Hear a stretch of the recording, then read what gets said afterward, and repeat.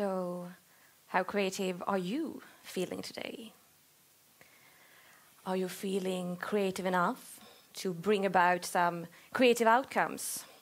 Because, you know, we could really, really use some creative activity around here. Have you, by any chance, heard those phrases before? I sure have. In fact, it was that very creativity hype that inspired me to devote myself to the research and understanding of the role and importance of creativity in our society today. 13 years ago, we moved into the 21st century, and all of a sudden, everybody wanted to be creative, more creative, the most creative co-worker of the year, the most creative company, the most creative city region. Why, oh why? Well, socioeconomic transitions came about rapidly, and suddenly the Western world was labeled post-industrial, post-modern. But really we couldn't accept the fate of being post and past and behind. So we proclaimed creativity the new savior. Praise the creative man. Creativity is the new religion. And really, what's so wrong about that?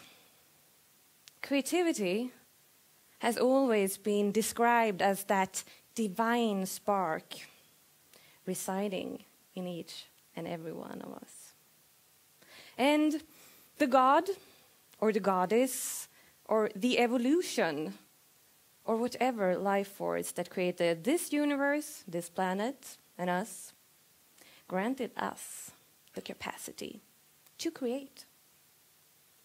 We have always been creating from the beginning of times. We are always creating, no matter if we are aware of it or not.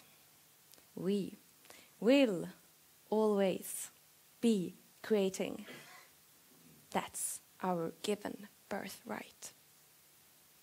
So, it's not a question of whether we are creative or not. It's a question of how to use our creativity.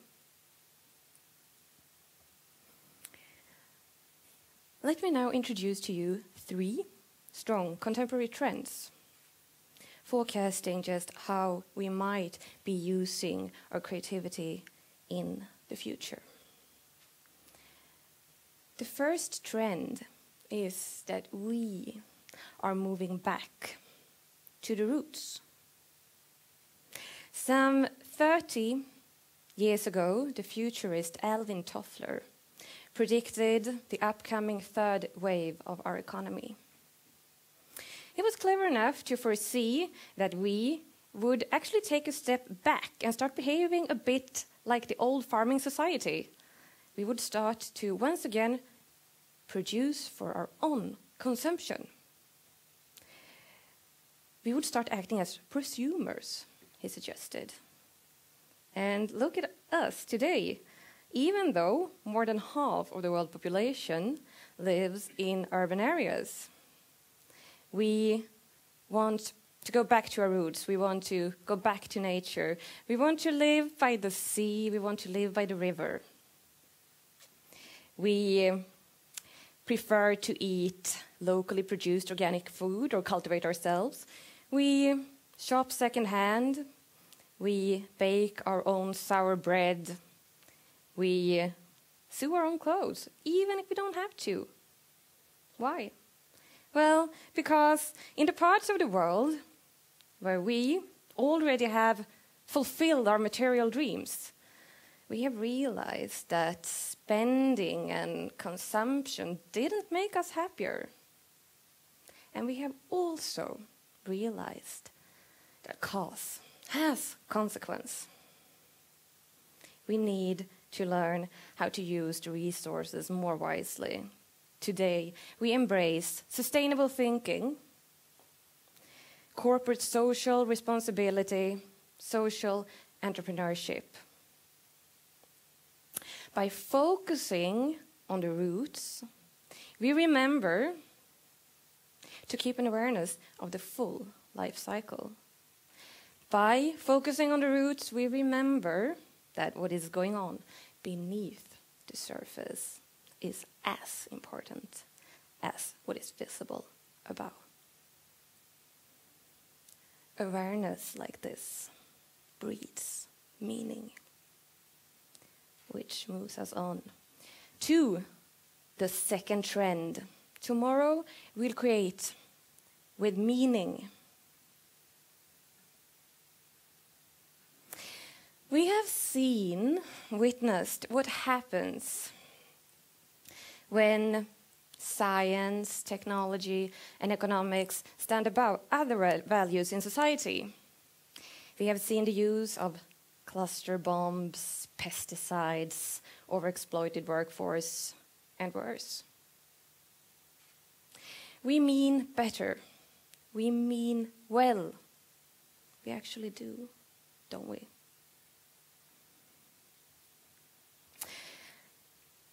There has been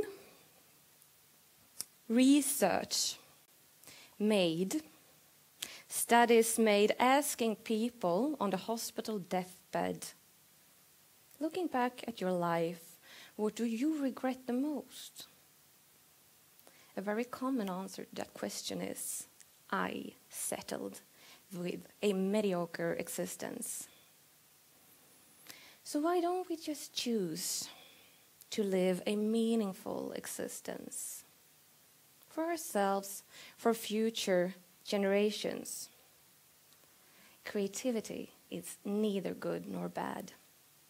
It just is. Energy in motion, energy at our hands to create our future.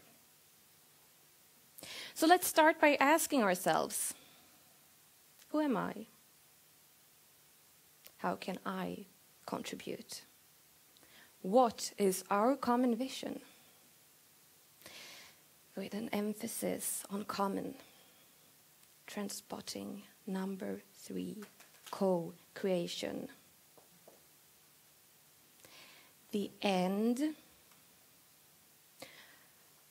of the era of the lone genius is now. Let's put the 19th and the 20th century behind us. We've been longing to create together.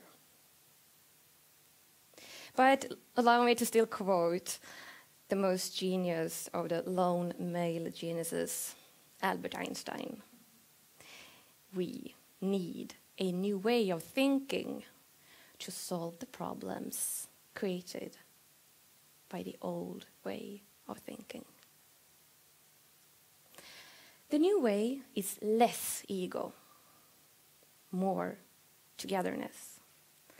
Just look at the new internet generation. Wikipedia, fanworks, crowdfunding, flash mobs, dance walks, guerrilla gardening, you name it. We have stopped asking for permission. We want freedom, but also community. There is copy-paste, there is direct delivery, there is copyright confusion. The old way is disillusioned. Economic compensation makes us less creative.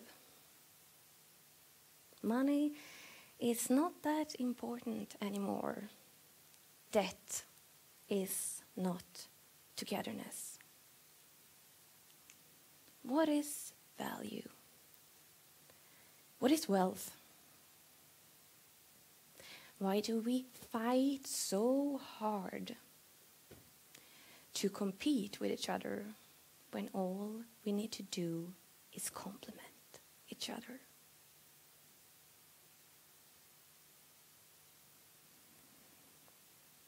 The future of creativity, forecasted by 3 contemporary trends: roots, meaning, and co-creation. Trend is direction. We choose what becomes. So let's choose wildly and wisely. Remember that what got you here won't take you there. Let me end this talk by citing the words of old Indian scriptures. I use these words as a daily reminder for my own creativity.